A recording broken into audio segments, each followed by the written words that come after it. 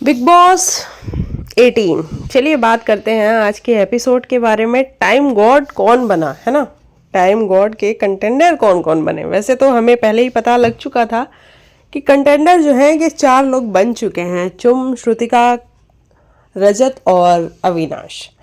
हालांकि खबरें आनी शुरू हो चुकी हैं कि टाइम गॉड अविनाश बन चुके हैं। अब वो देखना बड़ा दिलचस्प होगा कि अविनाश कैसे बनते हैं टाइम गॉड, क्योंकि जो प्रोमो आया है प्रोमो में तो काफ़ी लड़ाई झगड़े देखने को मिल रहे हैं और रजत बिल्कुल फायर मोड में आ चुका है कि भैया हम बनेंगे टाइम गॉड, हम बने थे और फिर से बनेंगे। और अच्छी बात है ना, खुद के लिए स्टैंड लेना, खुद के लिए लड़ाई करना, झगड़े करना बहुत अच्छी बात है। एटलीस्ट रजत कर तो रहा है। बहुत लोग तो यहाँ पे हैं कि उनके अभी तक करण के ही पीठ पे छुरे पड़ रहे थे तो करण कुछ नहीं बोल रहा था। जो लोग कह रहे थे कि भाई कैसा इंसान है, छुरे पड़ने के बावजूद भी नहीं बोल रहा है, वो आज खुद छुरे पड़ने के बावजूद कि कैसे शांत बैठे हुए हैं। हालांकि शक्ल सब कुछ बता रही है। मैं यहाँ बात विपिन डिसेना की कर रही हूँ। जी हाँ, आप भी समझ चुके होंगे। शक्ल बता रही है कि प्रॉब्लम हो रही है। शक्ल क्लियरली कह रही है कि भाई हम तकलीफ में हैं, हम परेशान हैं, हमको बुरा लग रहा है, लेकिन कहेंगे नहीं। क्योंकि कहने से क्या होगा, कहने से अविनाश वही चाहता है, वो चाहता ही है कि विविन लड़े उससे, लेकिन विविन लड़ेगा नहीं। विविन पता नहीं किस चीज़ का इंतज़ार कर रहा है, कौन से मोमेंट का इंतज़ार कर रहा है, या फिर वीकेंड के वार का इंतज़ार कर रहा है। मुझे तो क्लियरली ये लग रहा है कि विविन यहाँ पे वीकेंड के वार का इंतज़ार कर रहा है कि वीकेंड के वार पे क्या फीडबैक आता है, उसके बाद विविन अपना मूव जो भी लेना होगा वो लेगा। बाकी अविनाश अपने गेम में भाई रॉक करता हुआ नजर आ रहा है। उसने कहा था कि मैं करूंगा कलेश, और वो कलेश काट रहा है, आप सब देख रहे हो। आज करण और अविनाश की बातें हुई। देखो वहां पे आप ये भी कह सकते हो कि करण मिट्टी का तेल है, वो आग लगाने की कोशिश कर रहा था, वो अविनाश को भड़काने की कोशिश कर रहा था। लेकिन मैं जहां से देख रही थी मुझे ये नजर आ रहा था कि करण आराम से बैठ के, आप कह सकते हो कि वो भड़का रहा था, ये भी कह सकते हो, हमें वो भी ठीक ही लगेगा। वो आराम से बैठता है अविनाश के पास और पूछता है कि भाई प्रॉब्लम क्या चल रही है तेरी, कि तू कौन सा गेम खेल रहा है। या तो तू यहाँ पे विनर बनने के लिए खेल, या तो तू अभी जो गेम खेल रहा है ना, तू सेकंड रनर अप के लिए खेल रहा है। तो क्या सेकंड रनर अप बनना चाहता है? और जब खेल ही रहा है तो पूरा खेल कि टॉप 2 में तू जाए और वहां पे जाके विनर तू बने। अगर तुझे विविन से प्रॉब्लम है, तू उसको नॉमिनेट कर रहा है, तो प्रॉब्लम पूरी रखना। ये कौन सा प्रॉब्लम है कि गेम खेलने के टाइम, नॉमिनेट करने के टाइम तुझे उससे प्रॉब्लम है, लेकिन बाद में वो प्रॉब्लम खत्म हो जा रही है, बाद में तुम्हारा भाईचारा शुरू हो जा रहा है। तो ये कैसा गेम है? इससे तो लोग कंफ्यूज होंगे, हम भी कंफ्यूज होंगे। और वाकई में लोग कंफ्यूज हो रहे हैं कि ये कौन सा गेम है भाई, कि जब हम नॉमिनेशन करेंगे तब हम तुमको नॉमिनेट कर देंगे। नॉमिनेशन का मतलब क्या होता है? नॉमिनेशन का तो यही मतलब होता है ना कि हम तुमको गेम से बाहर कर रहे हैं, यानी कि अविनाश विवियन को गेम से बाहर कर रहा है। तो जब गेम से ही बाहर कर देंगे तो फिर फायदा क्या है? यहाँ विवियन शो जीतने के लेवल का कंटेस्टेंट है और उसको गेम से ही बाहर कर दो, आउट ऑफ द हाउस कर दो, तो फिर ये कैसी दोस्ती, ये कैसी यारी, ये कैसा भाईचारा? ऐसा कौन करता है? शिल्पा जी जब करती थी और बदले में करण कुछ नहीं बोलता था तो लोग उसको क्या बोलते थे? लोग उसको सिंपैथी देते थे ना कि हाय शिल्पा कितनी बुरी है, करण के साथ कर रही है और करण फिर भी उससे दूर नहीं हो रहा है। तो करण ने आज वही बोला कि सिंपैथी किसको मिलती थी? मुझे मिलती थी। तो यहाँ विवियन को तू सिंपैथी क्यों दिलाना चाह रहा है? अगर तेरे को विवियन से प्रॉब्लम है तो तू उससे बातें कर, या तो लड़ झगड़ कुछ भी कर, लेकिन एटलीस्ट ये वाला गेम मत खेल जहाँ पे तू एक टाइम नॉमिनेट करता है और दूसरे ही टाइम बैठ के उससे तू बातें कर रहा है, क्योंकि यहाँ तू ही बेवकूफ़ दिख रहा है। और वाकई में ये चीज़ अविनाश की बिल्कुल समझ में नहीं आ रही है कि भाई ये कौन सा गेम खेल रहे हो अविनाश मिश्रा। अगर तुमको वाकई में आसिम रियाज बनना है तो तुम आसिम रियाज को पूरी तरीके से तो कॉपी करो, क्योंकि आसिम अगर एक बार चिढ़ गया था शुक्ला से तो शुक्ला से वो फिर दोबारा प्रेम से उसने बात भी नहीं करी थी, ये भी तो याद रखो ना। तो अगर आसिम ही तुम्हें बनना है तो अच्छे से बनो आसिम। ये आधा अधूरा आसिम क्यों बन रहे हो? अच्छे से बनो, फिर मत बात करो विवियन से। हर चीज़ में तुम्हें उसकी प्रॉब्लम होनी चाहिए, लेकिन नहीं, तुमको तो पता नहीं कौन सी नॉमिनेशन में तुम गेम खेल रहे हो तो इसलिए तुम नॉमिनेट कर दोगे, अदरवाइज तुम भाई भाई हो। उसके बाद से कट्टू हम एक सीन देखते हैं जहाँ पे ईशा और अविनाश बैठे होते हैं, विवियन वहाँ पे आते हैं और ईशा पूछती है कि तुम्हारे और विवेन के बीच में सब ठीक है ना, कोई प्रॉब्लम तो नहीं है ना। अविनाश कहता है नहीं, हमारा भाईचारा हमेशा टॉप पे रहेगा, उसमें कोई दिक्कत नहीं आएगी, ब्रदरहुड कायम रहेगा। हाँ, लेकिन जब गेम की बारी आएगी तब मैं उसको नॉमिनेट जरूर कर दूंगा। तब तक विवेन जी भी आ जाते हैं। विवेन से भी फिर ईशा पूछती हैं और विवेन वहाँ पे कुछ नहीं बोलते हैं, लेकिन विवेन की शक्ल सब कुछ बोल रही थी, विवेन की आंखें सब कुछ बोल रही थी। हमें दिख रहा था क्लियरली कि जो उसके चेहरे पे स्माइल है वो नकली स्माइल है, उसको बुरा लग रहा है, वो नहीं एक्सप्लेन कर पा रहा है अपने आप को। लेकिन उसको ये नहीं समझ में आ रहा है कि मैं एक्सप्लेन कैसे करूं इस बात को, कैसे रखूं मैं इस चीज़ को सामने, और मैं रखूंगा इस चीज़ को सामने तो क्या रिएक्शन आएगा बाकी लोगों का और अविनाश का खुद का। देखो, अगर विवेन डिसेना आप वाकई में विनर बनना चाहते हो शो के, तो आपको थोड़ा सा फ्रंट फुट पे आना पड़ेगा, आपको जवाब तो देना पड़ेगा, है ना। जवाब देना बहुत ज़रूरी है। लेकिन अगर आप जवाब नहीं दे रहे हो तो आप कहीं ना कहीं वीक नज़र आ रहे हो, ऐसा लग रहा है कि आप बेबस बेसहारा से नज़र आ रहे हो। अब आप वीकेंड के बार का अगर इंतज़ार कर रहे हो तो भैया अभी उसमें थोड़ा समय है, आपको थोड़ा और इंतज़ार करना पड़ेगा और थोड़े और टाइम तक आपको अविनाश के साथ रहना पड़ेगा। और अगर आप रहना चाहते हो तो क्लियरली बोलो कि हाँ मैं रहना चाहता हूँ, मतलब आप दोनों में से ना हाँ ना कुछ नहीं बोल रहे हो। फिर आप अविनाश के केक कटिंग का भी पूरा प्रोसेस सब कुछ करते हो, जहाँ पे आप अविनाश को गले लगाते हो, उसको किस करते हो, तो दिखता है आपकी तरफ से प्रेम मोहब्बत है अविनाश के लिए। तो वो बात आप अविनाश से क्लियर भी कर सकते हो कि भाई तूने मुझे नॉमिनेट कैसे कर दिया। ये वाली चीज़ तो भाई विवेन डिसेना से हमें ये उम्मीद है कि वो अपने लिए कम से कम स्टैंड लें, है ना, अपने लिए स्टैंड लें, क्योंकि स्टैंड लेना बहुत ज़रूरी है। जो स्टैंड नहीं लेता है उसको लोग पहले करणवीर मेहरा कहते थे कि ये खुद के लिए स्टैंड नहीं ले रहा है। तो अब विवेन डिसेना वही वाला काम ना करें तो ज़्यादा बेहतर होगा। घर के अंदर एक टास्क हुआ, टाइम गॉड के दावेदार का टास्क। ये टास्क ना बिग बॉस ने इतनी जल्दी क्यों ख़त्म कर दिया मुझे समझ नहीं आया। बिग बॉस चाहते तो इस टास्क को थोड़ा और खींच सकते थे।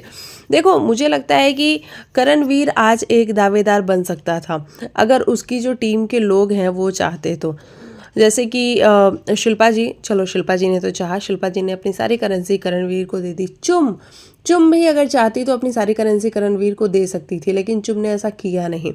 चुम ने अपनी करेंसी नहीं दी, बल्कि वो अपनी करेंसी खुद के ही पास रख के बैठी थी और उसको खुद कंटेंडर बनना था।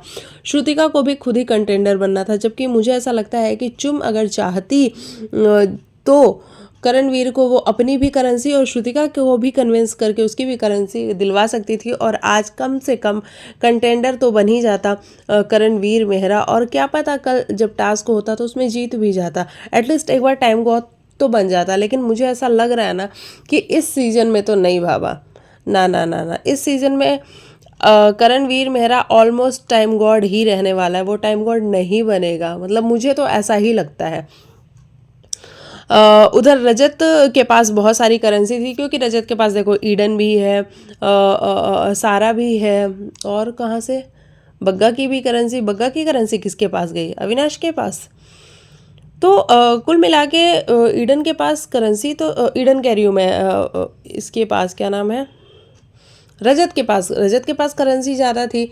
वहीं अविनाश की बात करें तो अविनाश के पास ईशा की करेंसी थी, विवेन की करेंसी थी, कशिश ने भी अपनी करेंसी दे दी थी।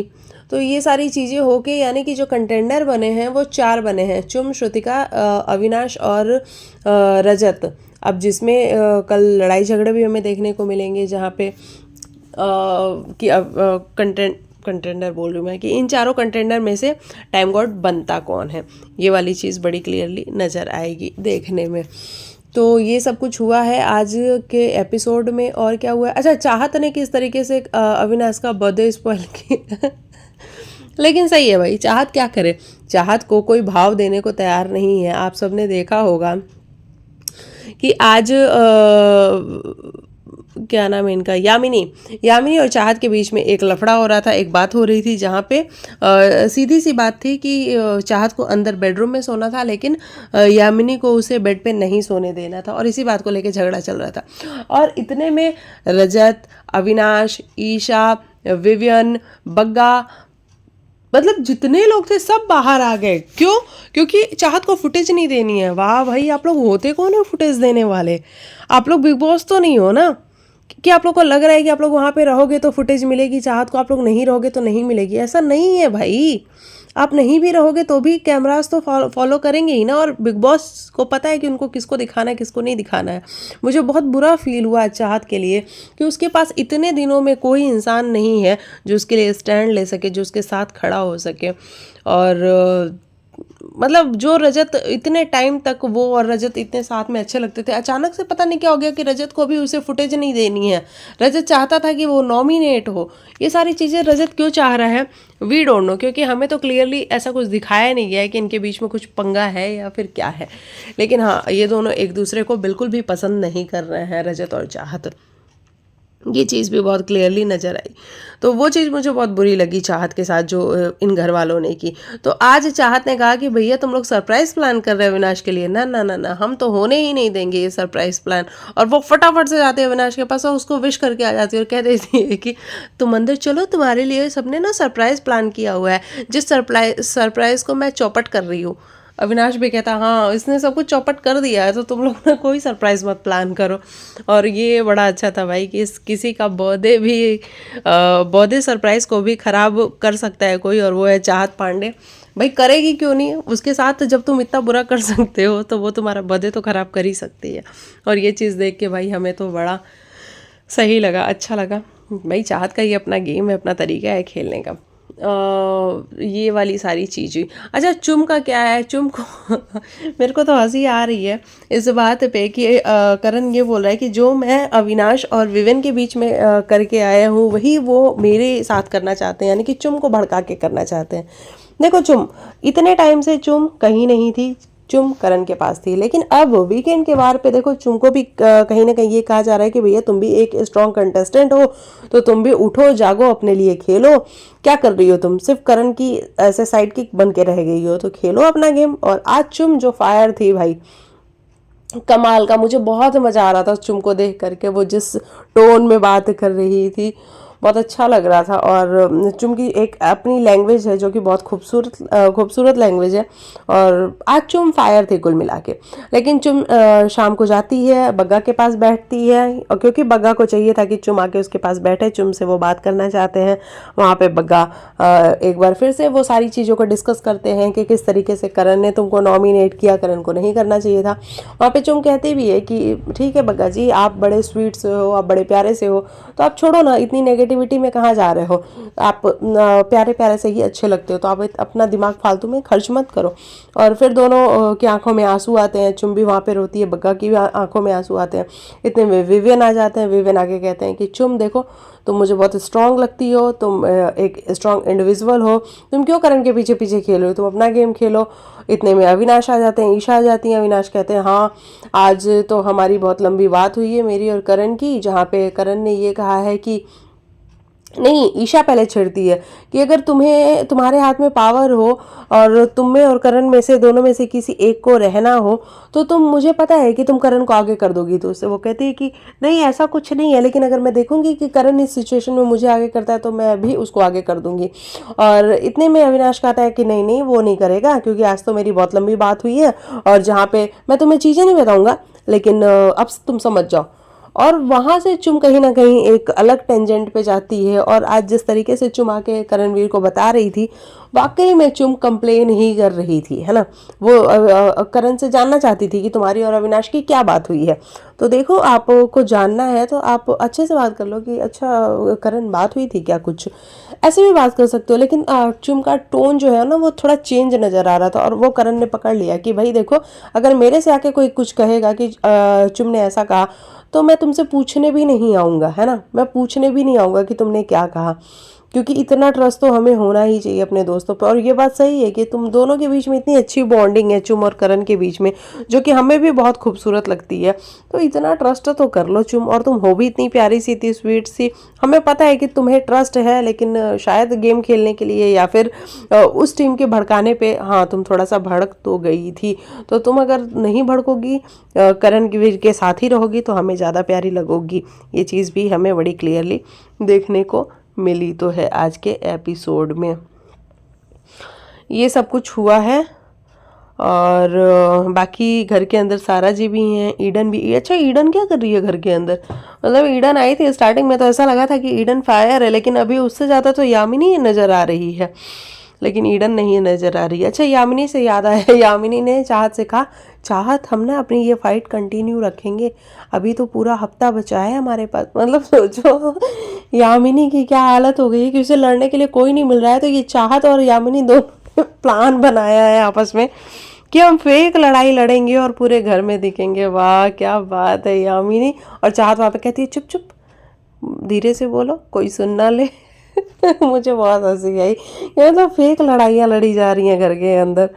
वाह भाई, घर में टिके रहने के लिए क्या क्या करना पड़ रहा है इनको। और ईडन तो बिल्कुल ही गायब हो चुकी हैं।